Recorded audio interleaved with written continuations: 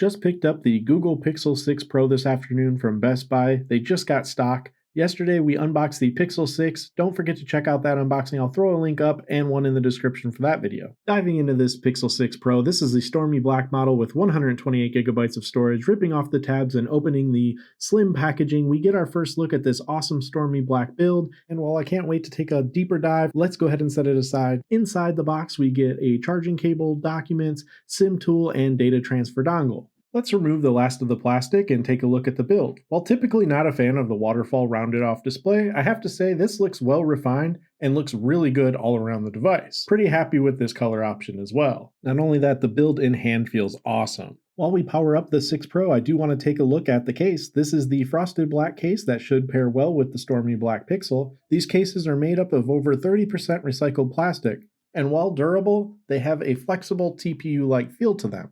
While I miss the fabric cases from the past, these cases are great and keep the Pixel well protected. Let me know in the comments down below on this pairing. I think it looks pretty solid though, and I'm really happy with this color option again. Now, jumping right into the setup, we're going to quickly go through and kind of blow through the setup this time. I don't want to bore you with the full detailed setup here, but I do want to take a look at comparing the Pixel 6 to the 6 Pro really quick. I'm still kind of on the fence of which one I'm going to keep personally, whether it's the Pixel 6 or the 6 Pro. They're both really solid devices. Now, setting up the fingerprint scanner on the Pixel 6 Pro, very similar to the Pixel 6. I do have to note, though, it feels a little bit smoother for some odd reason on the Pixel 6 Pro. I'll have to take a deeper dive in my full review. Now that we have the device, though, fully set up, I'm going to go ahead and get all of my applications and my theme, all that stuff set up later on.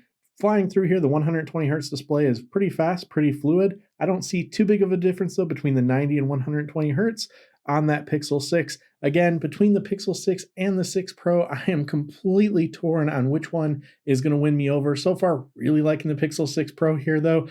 Thank you for watching. Let me know in the comments down below your thoughts. Take care and stay safe.